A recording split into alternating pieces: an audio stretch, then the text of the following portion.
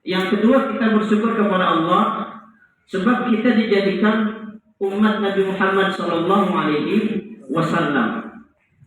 Karena umat Nabi Muhammad itu paling enak, ibadah paling ringan, tapi pahalanya paling banyak, paling berat. Bahkan masuk surga duluan tuh. Dikatakan umat-umat lain gak masuk surga sebelum semua umat Nabi Muhammad masuk surga. Alhamdulillah. Begitu juga puasa. Nah, ini puasa ini kata Allah, kama kutiba 'alal ladzina min qablikum. Umat-umat sebelum kita, umat sebelum Nabi Muhammad itu juga puasa. Cuma model puasanya beda sama model puasa kita. Ini kalau kita ikutin model puasanya umat terdahulu, kita gak bakal sanggup. Iya, gak bakal sanggup. Ada umat yang puasanya dalam 1 tahun, itu puasanya 6 bulan. Itu puasanya Nabi Daud alaihissalam. Yang buat kita sunnah, tapi buat umat Nabi Daud itu, ya, kutiba 'alal ladzina min qablikum, itu puasa wajibnya. Pak, wajib kuat gak kira-kira puasa 6 bulan? Kuat 6 bulan. Ya kalau yang belum nikah insya Allah kuat. Ya kalau yang udah nikah nih beda-beda ceritanya. Iya, 6 bulan. Pengantin baru bisa sama aja selesai. Masya Allah. Udah gitu Bu, Pak. Nabi Daud puasa 6 bulan kagak pakai lebaran. Ya Allah. Bu, kira-kira puasa kagak pakai lebaran gimana rasanya, Bu? Iya, kagak seru. Jangan kata nggak pakai lebaran. Ini kita nih, belum lebaran nih, puasa aja belum nih. Masih bulan Syakban, masih bulan Rejab. Udah nyiapin baju lebaran, iya kan? Tenang, udah pada rame. Ya Allah, di online udah pada rame. Itu belum puasa, kita udah nyiapin lebaran. Bagaimana kalau puasa nggak pakai lebaran? Nah itu kita nggak bakal sanggup tuh. Yang kedua, puasanya Nabi Isa alaihissalam. Ini boleh di-searching di Google. Ada pendeta mati gara-gara ngikutin puasa modelnya Nabi Isa.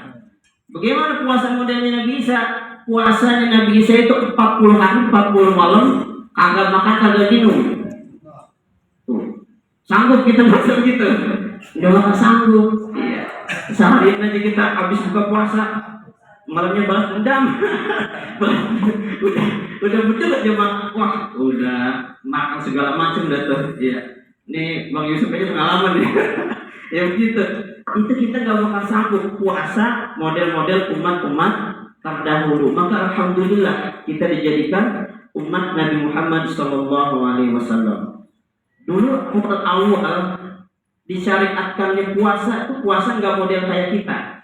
Nggak model puasa dari maghrib ya, kemudian sampai subuh ada sahurnya. Itu nggak begitu.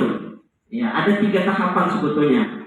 Tapi ada satu hal yang menarik ya, yang disebutkan tadi, yang ayat yang sudah saya sebutkan di awal, ada sejarahnya. Jadi sejarahnya puasa itu dulu ketika awal disyariatkannya itu mulai puasa bukan dimulai dari bukan dimulai dari subuh. Kan kalau kita kan sekarang enak, ada sahur ya kan, subuh baru puasa. Awal-awal disyariatkan puasa itu dimulai dari kita bangun tidur.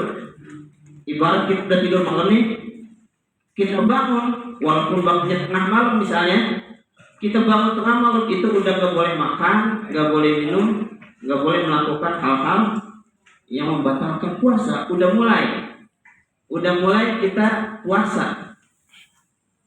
Sampai suatu ketika kejadian, ya ini di Madinah ketika itu, ada salah seorang sahabat namanya Sirman. Mungkin udah pada sering dengar, atau ada yang belum pernah dengar? Belum pernah dengar. Ada sahabat namanya Sirman. Dia ini pekerja berat. Siang hari ketika puasa, lagi terik-teriknya, lagi panas-panasnya, dia kerja berat. Kalau bahasa kita mah kuli gitu ya. Nah, entah kuli atau nyangkul di sawah tuh berat. Pokoknya kerja berat. Siang hari puasa dia kerja berat, ya, terik dia kerja berat. Ketika udah menjelang sore, dia pulang ke rumah. Sampai di rumah sholat, kemudian dia istirahat. Sambil istirahat, istrinya nyiapin makanan. Ketika makanan udah siap, udah matang, udah jadi, disajikan di hadapan suaminya, ternyata apa? suaminya udah ketiduran. Ini kata bininya, celaka nih si abang nih. Kenapa celaka? Dia belum makan apa-apaan udah tidur. Artinya apa? Ketika dia bangun udah nggak boleh makan, nggak boleh minum, udah mulai puasa lagi. Akhirnya begitu, dia bangun udah mulai puasa lagi, nggak makan nggak minum seharian. Esok harinya, pagi harinya dia kembali kerja di tempat kerjanya, kerja berat lagi tuh. Udah besoknya, udah kemarin nggak makan apa-apaan, puasa, besoknya kerja berat lagi. Apa yang terjadi ketika kerja berat itu? Si Rema itu pingsan, saking kerja berat gak kuatnya, pingsan. Kemudian para sahabat melihat kejadian itu, nah, sampai ke telinga Rasul Shallallahu Alaihi Wasallam. Sampai kemudian sampai kemudian kemudian turunlah ayat tersebut, ya, wa kulu washrabu, ya, makanlah dan minumnya lah kalian hatta sampai yatabayyana lakum, terlihat jelas olehmu khaytul abyadu minal khaytil aswad, ya, benang putih di atas benang hitam. Maksudnya apa? Sampai waktu subuh.